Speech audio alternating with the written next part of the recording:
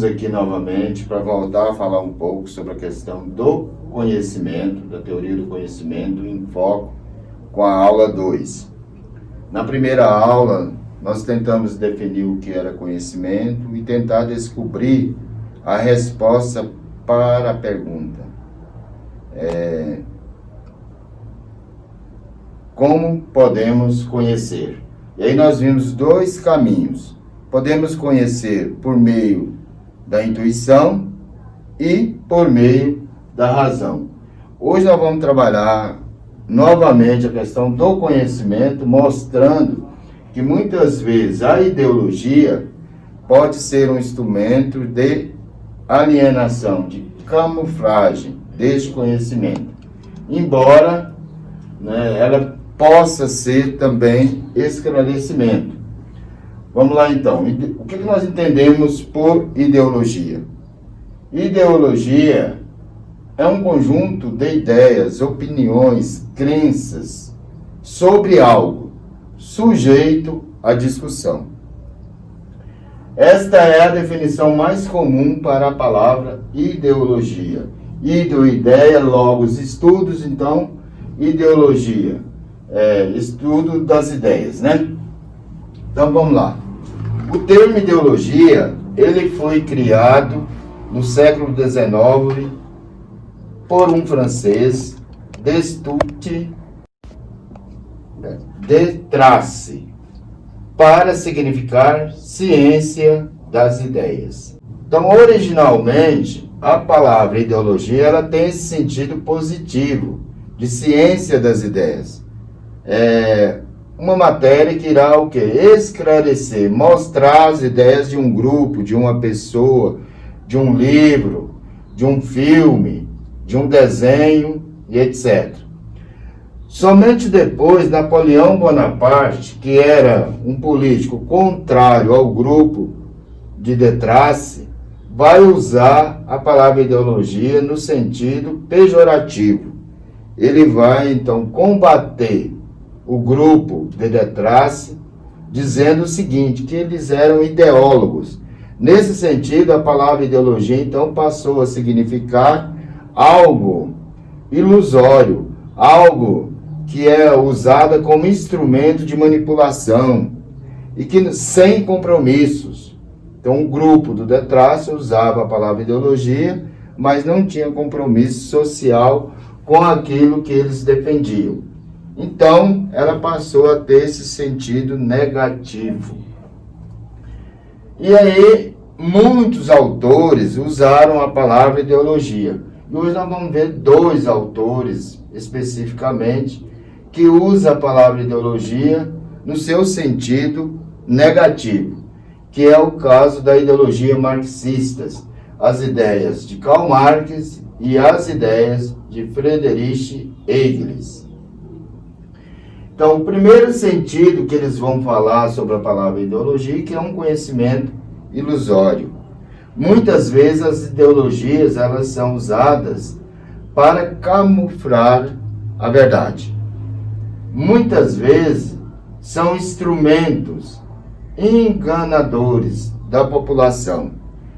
Mostra, por exemplo, que a sociedade é harmônica, que não existe conflitos, mas na realidade existe conflitos profundos entre as classes, entre a classe trabalhadora e a classe empresarial, a classe dos donos dos instrumentos, portanto, do proletariado e da burguesia.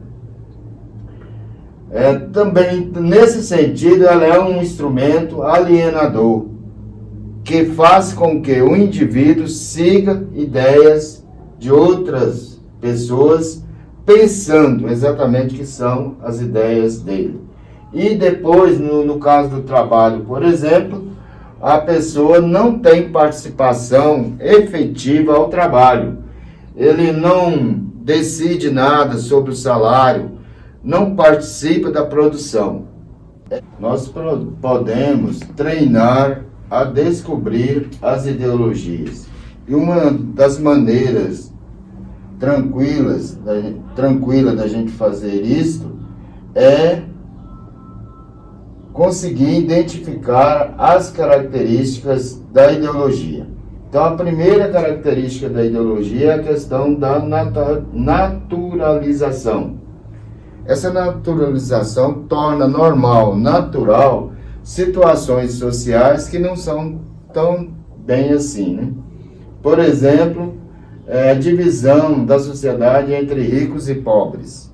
Muitos pensam que a questão dessa divisão ela é resultante da capacidade individual, da potência individual dos indivíduos, quando na realidade é fruto de situações históricas, situações sociais e políticas, na qual o indivíduo está inserido.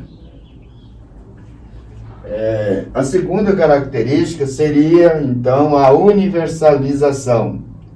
Essa universalização, ela traz no seu bojo a questão de uniformizar ideias, valores. O caso, por exemplo, dos salários, que são aceitos sem nenhum questionamento, né? Há diferenças salariais entre os seres humanos e ninguém luta por isso, para a igualdade. Por quê? Porque prevalece os valores da classe dominante. E esses valores que prevalecem é aceito tranquilamente por toda a população. Então, dá a impressão, né, criou-se uma situação de universalização, aceitação universal dos salários. Terceira característica, abstração e aparecer social. A universalização e a naturalização provoca a abstração. Que seria o quê? Você considera que a sociedade ela é harmônica, una, que não há diferença, somente igualdade. Quando na realidade, ao analisar profundamente a sociedade, percebemos que há diferenças, diversidades, e ela não é tão harmônica assim. Existe uma luta de classe entre ricos e pobres. Existem diferenças profundas na questão da cultura e etc. Isso tudo é fruto de situações históricas, sociais e políticas.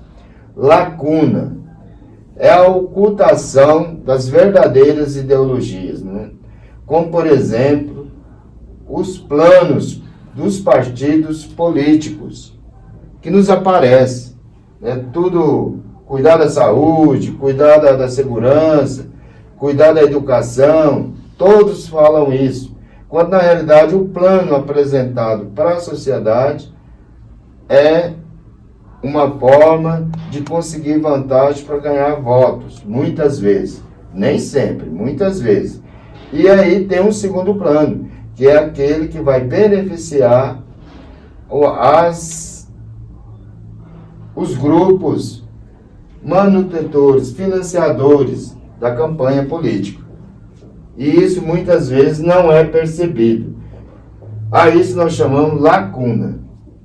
Inversão.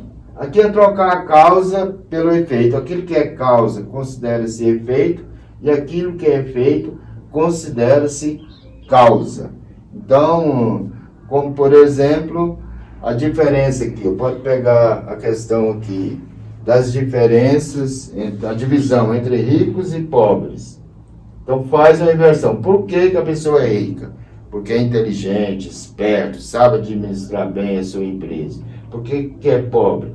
Porque não tem capacidade de administrar bem, cuidar das questões financeiras. Por isso se tornaram pobres.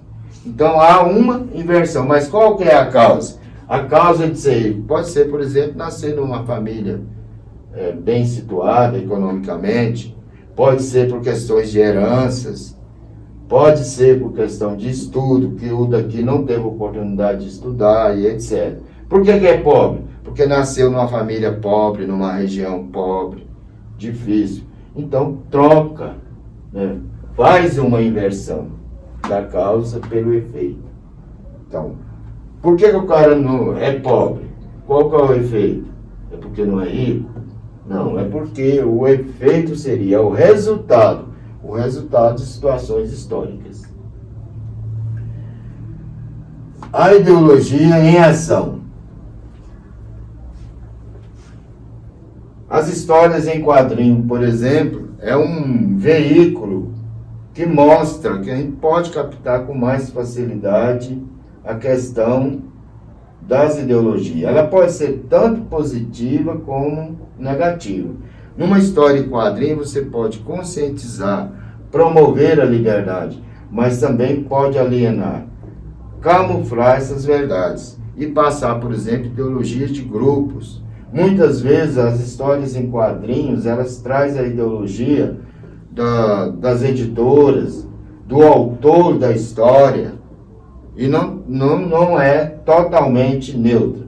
Um exemplo aqui que eu gosto, que eu li muito essa história em quadrinho, que é o Tex, que traz o Tex, o filho, o Carson, que são xerifes, né, os marechais lá, que aliado aos índios, vai defender o governo norte-americano.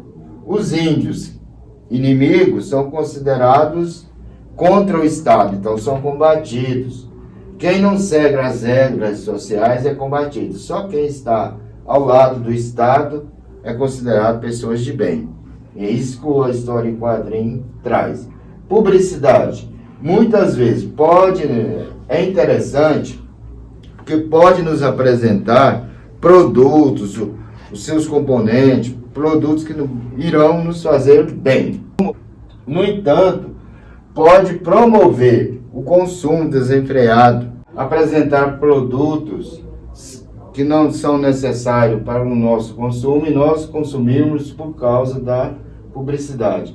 Muitas vezes também ela não vende e não apresenta o produto, mas procura passar a questão das emotividades, dos sentimentos. A mídia que deveria ser neutra e apresentar ideias gerais, conscientizando a população, muitas vezes pode alienar. Por quê?